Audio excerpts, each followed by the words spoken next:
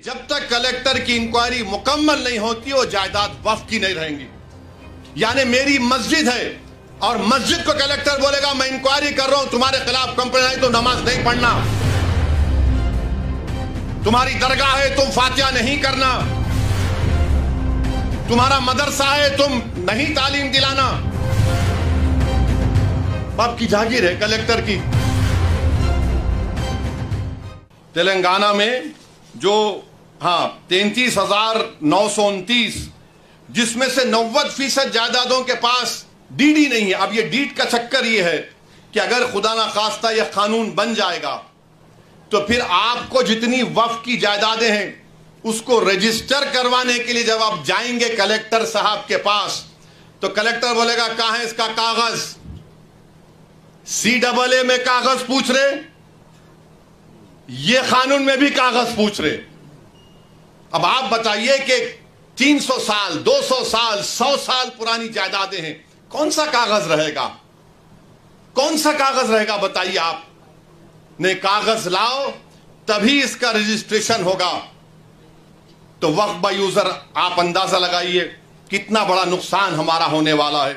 फिर उसके बाद इसमें सेक्शन 3C है, वो ये कहता है कि अगर कोई भी जायदाद वक्फ की है, यह कानून बनने से पहले और बाद में कोई भी जायदाद वक्फ की है और यह कानून से पहले और कानून के बाद वो वक्फ की जायदाद नहीं होगी ता वक्त कलेक्टर फैसला नहीं करेंगे। कौन कलेक्टर है ये भाई? कलेक्टर साहब के पास कोई भी जाके बोल देगा कि देखो ये जायदाद वक्फ की नहीं है, ये शिवसेना वाले जाके बोलेंगे, बीजेपी RSS वाले जाके बोलेंगे। कोई कलेक्टर हुकूमत के वक्त के खिलाफ फैसला देगा? कोई जाकर उसको वो तो कलेक्टर साहब सोचेंगे अरे भाई मेरे को तरक्की करना है। और कानून ये कहता है कि कोई भी अपने ही मामले में जज नहीं बन सकता।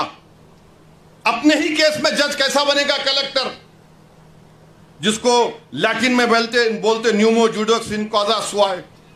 अच्छा, फिर कलेक्टर जब इंक्वायरी, अगर आप जाके कलेक्टर को ही पावर दे दिया आप कि कलेक्टर को जाकर कोई बोल देगा कि साहब ये इम्तियाज जलील का घर जो है ना वो वक्फ, या फिर कोई किसी का मस्जिद बोले ये वक्फ बोल नहीं है, तो कलेक्टर साहब क्या करेंगे? ठीक है मैं इंक्वायरी ऑर्डर करता हूं।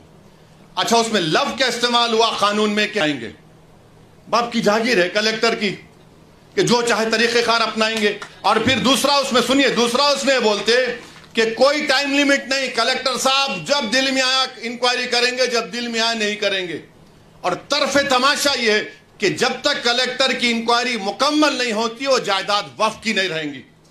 यानी मेरी मस्जिद है और मस्जिद को कलेक्टर बोलेगा मैं इंक्वायरी कर रहा हूं, तुम्हारे खिलाफ कंप्लेंट आई तो नमाज नहीं पढ़ना, तुम्हारी दरगाह है तुम फातिहा नहीं करना, तुम्हारा मदरसा है तुम नहीं तालीम दिलाना, मैं इंक्वायरी कर रहा हूं। अब इंक्वायरी सुबह क़यामत तक चलेगी, आप तो महरूम हो गए। यह कानून में लिखा गया है।